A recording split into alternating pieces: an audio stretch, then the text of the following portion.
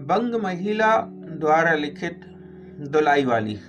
काशी जी के दशाश्वमेध घाट पर स्नान करके एक मनुष्य बड़ी व्यग्रता के साथ गोदौलिया की तरफ आ रहा था। एक हाथ में मैली सी तौलिया से लपेटी हुई भीगी धोती और दूसरे में सुरती की गोलियों की कई डिबिया और सुंघनी की एक पुड़िया थी। उस समय दिन के 11 बजे थे। गोदौलिया की बाईं तरफ जो गली है, उसके भीतर एक और गली में थोड़ी दूर पर एक टूटे मकान से पुराने मकान में वह जा घुसा। मकान के पहले खंड में बहुत अंधेरा था, पर ऊपर की जगह मनुष्य के वासोपयोगी थी। नवागत मनुष्य धड़धड़ाता हुआ ऊपर चढ़ गया। वहां एक कोठरी में हाथ की चीजें रख दी और सीता सीता कहकर पुकारने लगा। क्या है, कहती हुई एक 10 बरस की बालिका आ खड़ी हुई। तब उस पुरुष ने कहा, सीता, जरा अपनी बहन को बुला ला। अच्छा कहकर सीता चली गई और कुछ देर में एक नवीना स्त्री आकर उपस्थित हुई। उसे देखते ही पुरुष ने कहा, लो, हम लोगों को तो आज ही जाना होगा। इस बात को सुनकर स्त्री कुछ आश्चर्ययुक्त होकर और झुंझलाकर बोली, आज ही जाना होगा? यह क्यों? भला आज कैसे जाना हो सकेगा? ऐसा ही था तो सवेरे भैया से कह देते। तुम तो जानते हो कि मुंह से कह दिया, बस छुट्टी हुई। लड़की कभी विदा की होती तो मालूम पड़ता। आज तो किसी सूरत में जाना नहीं हो सकता। तुम आज कहती हो, हमें तो अभी जाना है। बात यह है कि आज ही नवल किशोर कलकत्ते से आ रहे हैं। आने से अपनी नई बहू को भी साथ ला रहे हैं। सो उन्होंने हमें आज ही जाने के लिए इसरार किया है। हम सब लोग मोगलसराय से साथ ही इलाहाबाद चलेंगे। उनका तार मुझे घर से निकलते ही मिला। इसी से मैं झट नहा धोकर लौट आया। बस अब करना ही क्या है। कपड़ाव पड़ा जो कुछ हो बांध बूंद कर घंटे भर में खा पी कर चली चलो। जब हम तुम्हें विदा कराने आए ही हैं, तब कल के बदले आज ही सही। हाँ, यह बात है, नवल जो चाहे करावे। क्या एक ही गाड़ी में न जाने से दोस्ती में बट्टा लग जाएगा। अब तो किसी तरह रुकोगे नहीं, जरूर ही उनके साथ जाओगे। पर मेरे तो नाको दम आ जाएगी। क्यों, किस बात से? उनकी हंसी से। और किससे? हंसी ठट्ठा राह में अच्छी लगती है, उनकी हंसी मुझे नहीं भाती। एक रोज मैं चौके में बैठी पूड़ियाँ काट रही थी कि इतने में न जाने कहां से आकर नवल चिल्लाने लगे, ए बुआ, ए बुआ, देखा तुम्हारी बहू पूड़ियाँ खा रही है। मैं तो मारे शर्म के मरसी गई। हाँ, भाभी जी ने बात उड़ा दी सही। वह बोली, खाने दो, खाने पहनने के लिए तो आई ही है। पर मुझे उनकी हंसी बहुत बुरी लगी। बस इसी से उनके साथ नहीं जाना चाहती। अच्छा चलो, मैं नवल से कह दूंगा कि बेचारी कभी रोटी तक तो खाती ही नहीं, पूरी क्यों खाने लगी। इतना कहकर वंशीधर कोठरी के बाहर चले आए और बोले, मैं तुम्हारे भैया के पास जाता हूँ, तुम रो रुला कर तैयार हो जाना। इतना सुनते ही जानकी देई की आंखें भर आई और आषाढ़ सावन की ऐसी झड़ी लग गई। अंशीधर इलाहाबाद के रहने वाले हैं। बनारस में ससुराल है। स्त्री को विदा कराने आए हैं। ससुराल में एक साले, साली और सास के सिवाय और कोई नहीं है। नवल किशोर इनके दूर के नाते में ममेरे भाई है, पर दोनों में नाते से मित्रता का ख्याल अधिक है। दोनों में गहरी मित्रता है। दोनों एक जान दो कालिब है।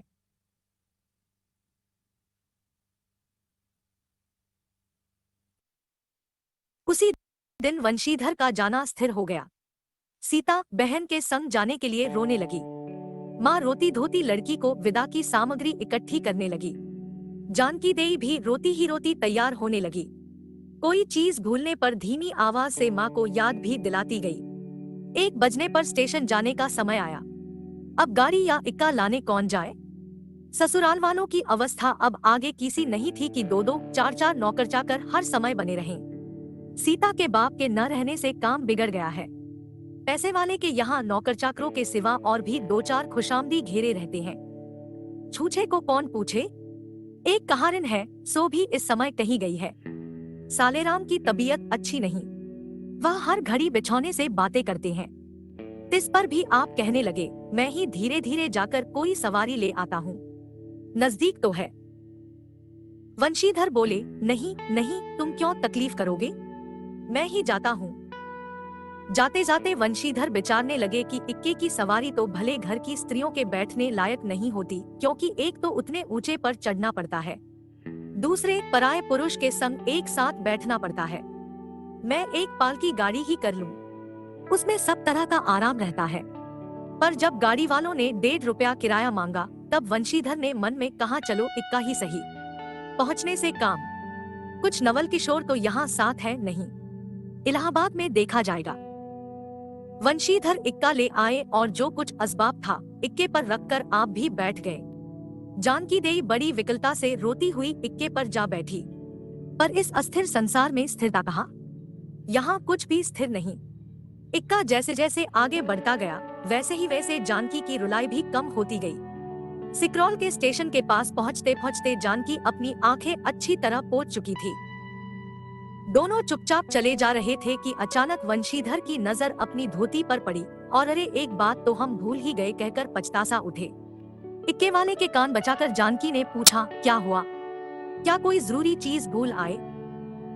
नहीं, एक देशी धोती पहनकर आना था, सो भूलकर विलायती ही पहन आए। नवल कट्टर स्वदेशी हुए हैं न? वह बंगालियों से भी बढ़ गए हैं। देखेंगे 2-4 सुनाए बिना न रहेंगे। और बात भी ठीक है, नाहक विलायती चीजें मोल लेकर क्यों रुपए की बर्बादी की जाए? देशी लेने से भी दाम लगेगा, सही रहेगा तो देश ही में। जानकी जरा भौहें टेढ़ी करके बोली, ओह धोती तो धोती, पहनने से काम, क्या यह बुरी है? इतने में स्टेशन के कुलियों ने आ घेरा। वंशीधर एक कुली करके चले। इतने में इक्के वाले ने कहा, इधर से टिकट लेते जाइए, पुल के उस पार तो 1.5 दर्जे का टिकट मिलता है। वंशीधर फिरकर बोले, अगर 1.5 दर्जे ही का टिकट लूं तो?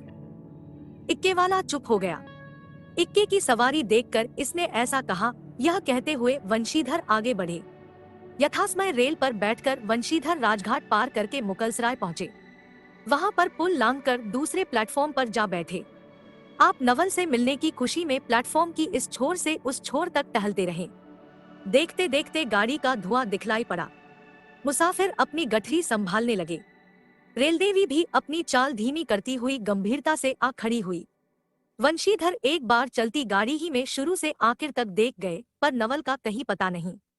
वंशीधर फिर सब गाड़ियों को दोहरा गए, टहरा गए, भीतर घुस घुस कर एक एक डिब्बे को देखा, किंतु नवल न मिले। अंत को आप खिजला उठे और सोचने लगे कि मुझे तो वैसी चिट्ठी लिखी और आप ना आया, मुझे अच्छा उल्लू बनाया। अच्छा जाएंगे कहा, भेंट होने पर समझ लूंगा। सबसे अधिक सोच तो इस बात का था कि जानकी सुनेगी तो ताने पर ताना मारेगी, पर अब सोचने का समय नहीं। रेल की बात ठहरी। वंशीधर झट गए और जानकी को लाकर जनानी गाड़ी में बिठाया। वह पूछने लगी, नवल की बहू कहाँ है?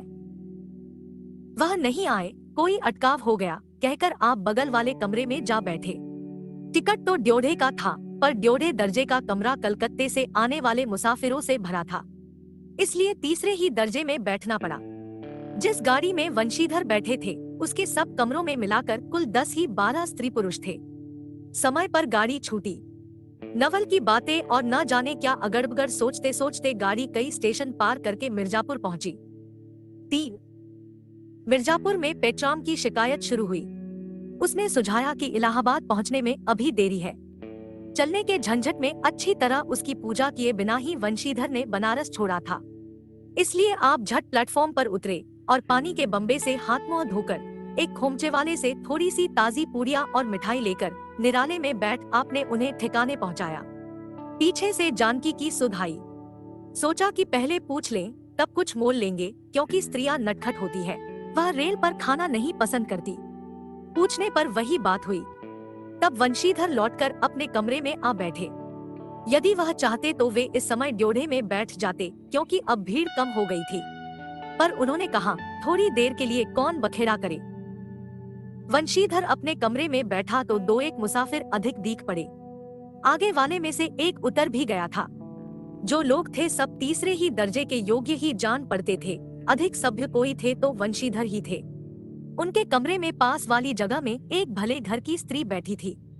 वह बेचारी सिर से पैर तक ओढ़े, सिर झुकाए, एक हाथ लंबा घूंघट काढ़े, कपड़े की गठरी सी बनी बैठी थी। वंशीधर ने सोचा इनके संग वाले भद्र पुरुष के आने पर उनके साथ बातचीत करके समय बिताएंगे। 1-2 करके तीसरी घंटी बजी। तब वह स्त्री कुछ अचकचाकर थोड़ा सा मुंह खोल जंगले के बाहर देखने लगी। ज्यों ही गाड़ी छूटी वह मानो कापसी उठी। रेल का देना लेना तो हो ही गया था। अब उसको किसी की क्या परवाह, अपनी स्वाभाविक गति से चलने लगी। प्लेटफॉर्म पर भीड़ भी न थी, केवल 2-4 आदमी रेल की अंतिम विदाई तक खड़े थे। जब तक स्टेशन दिखलाई दिया तब तक वह बाहर ही देखती रही, फिर अस्पष्ट स्वर से रोने लगी। उस कमरे में 3-4 प्रौढ़ा ग्रामीण स्त्रियां भी थी। एक जो उनके पास ही थी कहने लगी, अरे इनकर मनई तो नाही आइले हो, देखो रोवल कर थई। दूसरी, अरे दूसर गाड़ी में बैठा हुई है। पहली, दुर्वौर ही ई जनानी गाड़ी थोड़े है। दूसरी, तऊ हो भलू तो कहूँ, कहकर दूसरी भद्र महिला से पूछने लगी, कौने गाँव उतरबू बेटा? मिर्जापुरा चढ़ी हूँ न। इसके जवाब में उसने जो कहा वह सुन न सकी। तब पहली बोली, हट हम पुछला न, हम कहाँ कहाँ उतरबू हो? आए इलाहाबाद। दूसरी, इलाहाबाद कौन गाँव ही गोइया? पहली, अरे नाही जन्नम पयाग जी, जहाँ मनई मकर नहाए जाला। दूसरी, भला पयाग जी काहे न जानीत, ले कहे के नाही, तोहरे पंच के धर्म से 4 दाई नहाए चुकी हनी। ऐसो हो सोमवारी और गेहन दका दका लाग रहा तौन तोहरे काशी जी नहाए गई रहे। पहली, आवे जाए के तो सब औते जात बटले बाटें, फुन यह साइड तो विचारो विपत में न पड़ल बाटें। हे हम पंचा हई, राजघाट टिकस कटुली, मोंगल के सराय उतर ली, होदे पुनः चढ़ ली। दूसरी, ऐसे एक दाई हम आवत रहे, एक मिली औरों मोरे संघे रही। ड कौने तिस्निया पर उकर मलिकवा उतरे से की जुड़तनी है गड़िया खुली। अब भैया उह गरा फाड़ नरियाए, साहब गड़िया खड़ी कर। ए साहेब गड़िया तन्नी खड़ी कर। भला गड़िया दहिनाती काहे के खड़ी होए? पहली, उ मेहरुवा बड़ी उजबक रहेल, भला केहू के चिल्लाए से रेलियो कहूँ खड़ी होला। इसकी इस बात पर कुल कमरे वाले हंस पड़े। अब जितने पुरुष स्त्रियां थी एक से एक अनोखी बातें कहकर अपने अपने तजुर्बे बयान करने लगी। बीच बीच में उस अकेली अबला की स्थिति पर भी दुहक प्रकट करती जाती थी।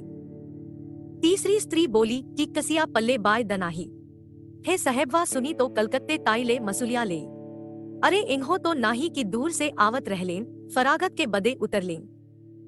चौथी, हम तो इनके संगे के आदमी के देखबो ना किहा गोया। तीसरी, हम देखे रहली हो, मजे टोपी देहले रहलेन को। इस तरह उनकी बेसिर पैर की बातें सुनते सुनते वंशीधर उब उठे। तब वह उन स्त्रियों से कहने लगे, तुम तो नाहक उन्हें और भी डरा रही हो। जरूर इलाहाबाद तार गया होगा और दूसरी गाड़ी से वे भी वहां पहुंच जाएंगे। मैं भी इलाहाबाद ही जा रहा हूँ, मेरे संग भी स्त्रियां हैं। जो ऐसा ही है तो दूसरी गाड़ी के आने तक मैं स्टेशन ही पर ठहरा रहूंगा। तुम लोगों में से कोई प्रयाग उतरे तो थोड़ी देर के लिए स्टेशन पर ठहर जाना, इनको अकेले छोड़ देना उचित नहीं। यदि पता मालूम हो जाएगा तो मैं इन्हें इनके ठहरने के स्थान पर भी पहुंचा दूंगा।